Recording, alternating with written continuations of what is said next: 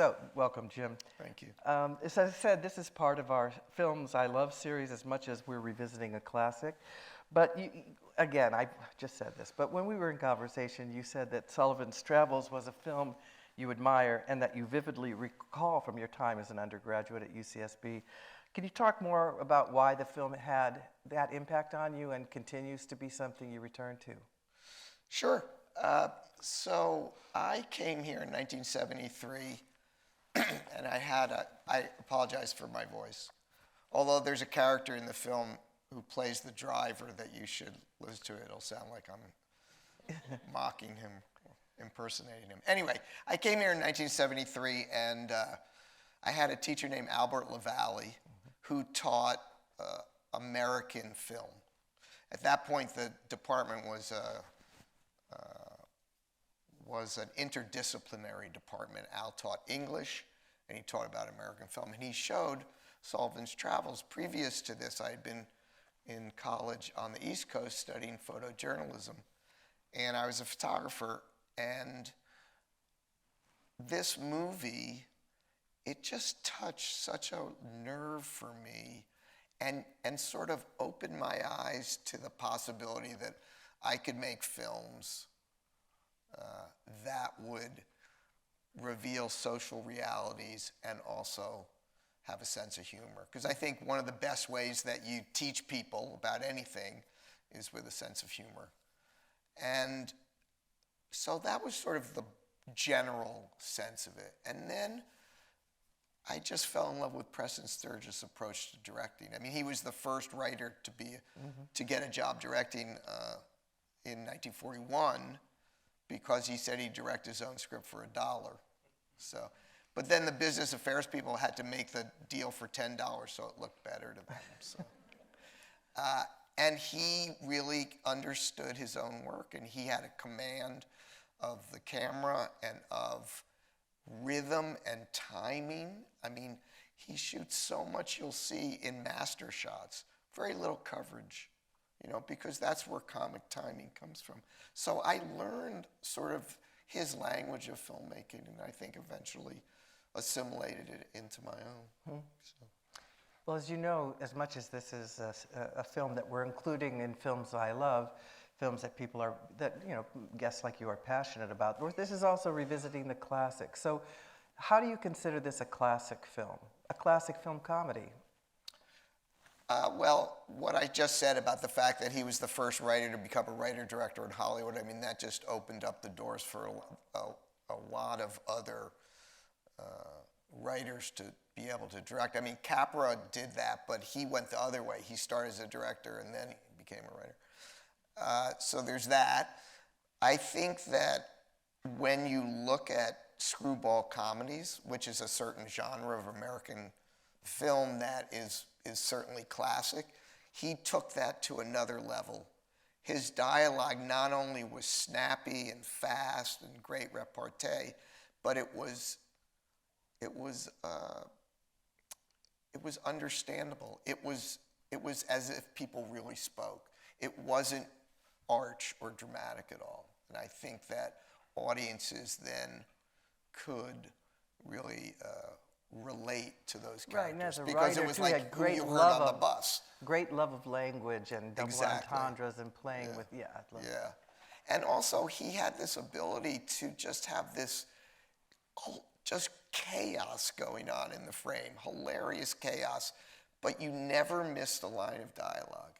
You never missed an important line of dialogue. So having worked as a television director and staging those kinds of scenes with groups of people, it's not easy, and he just was so facile at it. And if you look at this sort of dovetails into the next question you were going to talk about, but if you look at the first scene of this movie, it's 3 people, it's 9 minutes, and it's in one take. You'll see a cut there, but they must have had a camera in one room and a camera in another room. So I just loved that. You know, when I did ER, that was what you always tried to do, was to do the longest tracking shot and get the most dialogue done, you know. And he was he sort of opened the door for me for that. My next question is a little long because I have a quote in the middle of it, but so hang on with me. we'll talk a little bit about this, I'm sure, post-screening, but the film is a mixture of various genres, and as you said, of comedy and drama, certainly, but there's social realism, slapstick comedy, other kinds of generic references.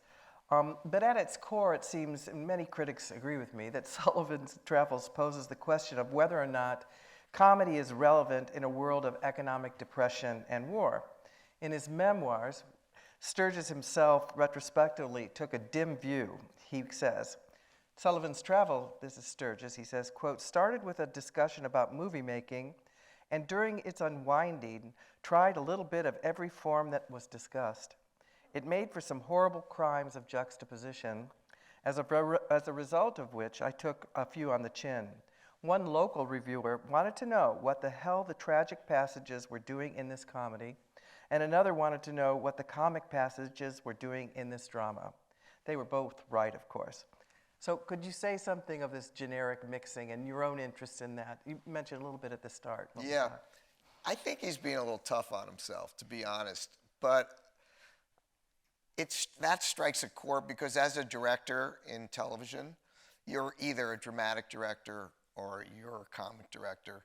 And it's very hard to, go from one area to the next. I was lucky in that, and pushy, I guess, because I got to do that. And I think that's what, he was sort of the vanguard of that with this movie.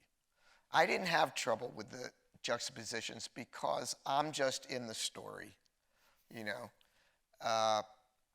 so I think he was, it really is sort of a Candide-like tale for the audience through different styles of storytelling and different styles of film, as you said. So, it starts off with slapstick comedy, and then all of a sudden you're into this screwball comedy, banter and repartee, and then you end up in social realism, when he's in the Depression, tent camps and whatnot, eventually in prison. So it is a little potpourri, but I think the problem is to assume that this character of Sullivan is Preston Sturges, which is where you go to because the movie's about a director. And to a degree, it probably is, and he was sort of making a comment on social realism films versus comedic films. I never quite figured out where he landed, but it's a great sort of introduction to American cinema of the 40s, by showing all these different styles, I thought. All right, so my last question before we watch, and then we'll come back, but also to help frame it for the audience here, maybe with a show of hands, who has never seen this film?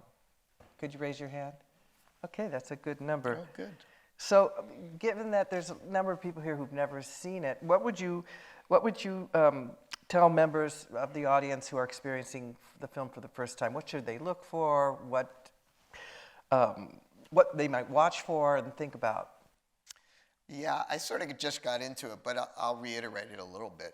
So, as a filmmaker, I would look at the first scene because the magic of this scene taking place over 9 minutes, nonstop talking. It must have been like a 6-page scene too, because there's so much dialogue in it. So that's interesting. And then watch his little journey through the different styles of storytelling. As I said, starts off with some slapstick, then it goes into screwball comedy, then it goes into an almost documentary thing.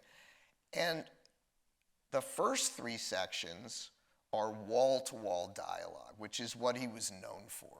But when he gets into the social realism, all the dialogue drops out. And it's just visual imagery and music. And his use of music, if you pay attention to that, you'll see it. It's a little bit over the top, but it's so effective juxtaposed with these images.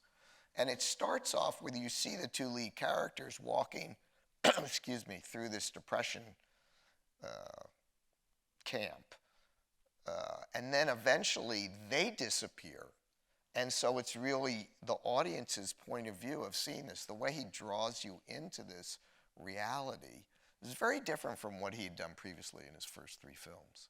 So it's interesting. It made you feel like he was always attempting to push the envelope a little bit. Well, great. Well, we'll come back, and I mean, an interest of mine, if it's of interest to anybody here, and certainly if it's of interest to you, is to really think about this film. I think about this film as, you know, right during this period of time, 1941, Yeah. 1942 in American history, let alone, you know, film history, and how this discussion around what's the role of comedy at a time when there's so much horrific things happening. And yet so many directors, I think Sturges here, but as we were speaking of earlier, even someone like Lubitsch in To Be or Not to Be, that a laugh is nothing to be sneezed at. And there's Right. something about the importance of comedy, especially in times of danger. I think that's absolutely true. I think that, and it's a style of filmmaking that's, you know, been copied ever since then. If you look at Life is Beautiful, you know, or Jojo Rabbit, or the Coen Brothers, you know, where you can visualize serious stories and scenes and then educate them with comedy in a way. I think it's very easy to teach people if you have a comedic bent to it. Yeah. So. Well, why don't let's watch, and after the screening, we're going to come back to the stage and talk a little bit, but I hope some of you will stick around, and if you have questions or things you want to discuss as a group here, I think that'll be fun, and then we'll go into the evening after a wonderful afternoon of watching Sullivan's Travels. Thanks again for being here. We'll see you after the movie. Thank you for coming.